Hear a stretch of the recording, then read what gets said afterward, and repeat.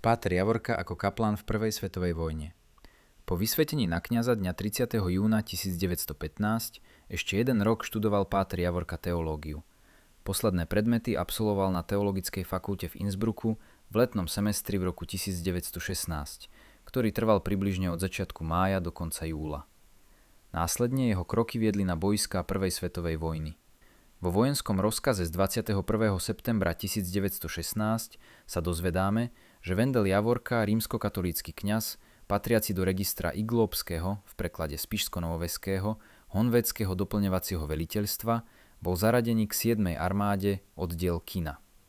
V archívoch sa ďalej dá dočítať aj to, že v roku 1917 o polnoci slúžil táborový duchovný Javorka slávnostnú vianočnú omšu.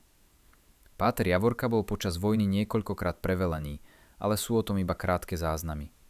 Zaujímavá je informácia, ako si počínal páter Javorka na boisku. V týždenníku Élet, v preklade Život, v roku 1918 bol uverejnený tento článok, v ktorom sa spomína páter Javorka. Naši poľní duchovní na fronte. Katolícke kňazstvo v čase vojny slávne obstálo v skúške. Mnohí podali žiarivý dôkaz svojho hrdinského správania a obetavosti pri plnení svojho vznešeného poslania. Rovnako na fronte, ako aj v tyle. Napriek tomu ich zasiahlo nespočetné množstvo útokov. Neraz nespravodlivo hodnotili ich hrdinské činy, nezištnosť, alebo ich múdro zamočali a jednoducho nevzali na vedomie. Nech je preto našim poľným duchovným zadosťučinením, že si teraz ich správanie na fronte všimli a ocenili aj z druhého tábora. Gróf Ištván Tisa, hlavný dozorca Tisantúlskeho reformovaného cirkevného dištriktu, na ostatnom cirkevnom synode postavil otca Vendela Javorku zo spoločnosti Ježišovej pred reformovaných poľných duchovných ako skutočného hrdinu, s ktorým sa na fronte na každom kroku stretával, kým z protestantských duchovných nenašiel ani jediného. S radosťou konštatujeme, že toto uznanie pochádza z významného miesta a od významnej osobnosti a môže byť skutočne krásnym zadosťučinením za množstvo nehodných útokov, ktorým boli katolícky poľní duchovní vystavení od úplne nepovolaných ľudí, len preto, aby mali príležitosť ich napádať.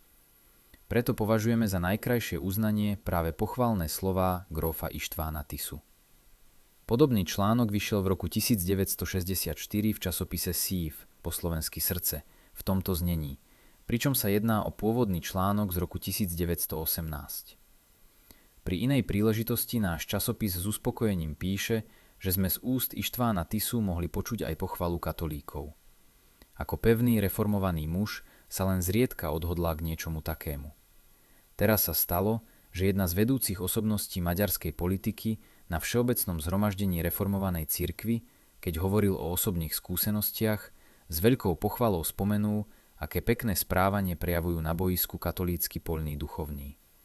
Osobitne vyzdvihol jedného jezuitu, s ktorým sa počas svojej služby na fronte v priemere každé 4 dni stretával vonku na bojovej línii, pretože tento jezuita sa nezľakol ani smrteľného nebezpečenstva. Sív jeho meno neuvádza. Podľa našej pamäti sa táto pochvala týkala jezuitského kňaza slovenského pôvodu, ktorý bol v tom čase členom maďarskej provincie. Neskôr pôsobil v Ríme a potom na ďalekom východe.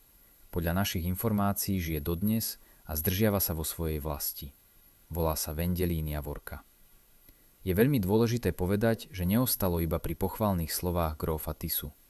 V Budapešti Közleni, v preklade Budapešťanský úradný vestník, v čísle 5 z roku 1918 je uvedená táto správa.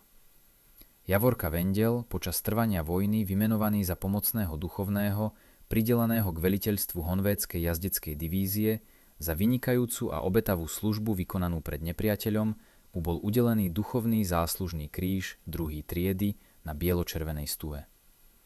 Páter Javorka dostal k tomu mesiac dovolenky, počas ktorej navštívil napríklad nemecké mesto Hamburg. Ďalšou veľmi zaujímavou informáciou je to, kde prebiehali boje. Boje jednotiek, v ktorých pôsobil páter Javorka, prebiehali v Bukovine, teda aj neďaleko mesta Černovice. Určite netušil, že sa do tejto oblasti ešte niekedy vráti. A vrátil sa. Ako misionár byzantského obradu vo veku 59 rokov prišiel do Černovíc 26.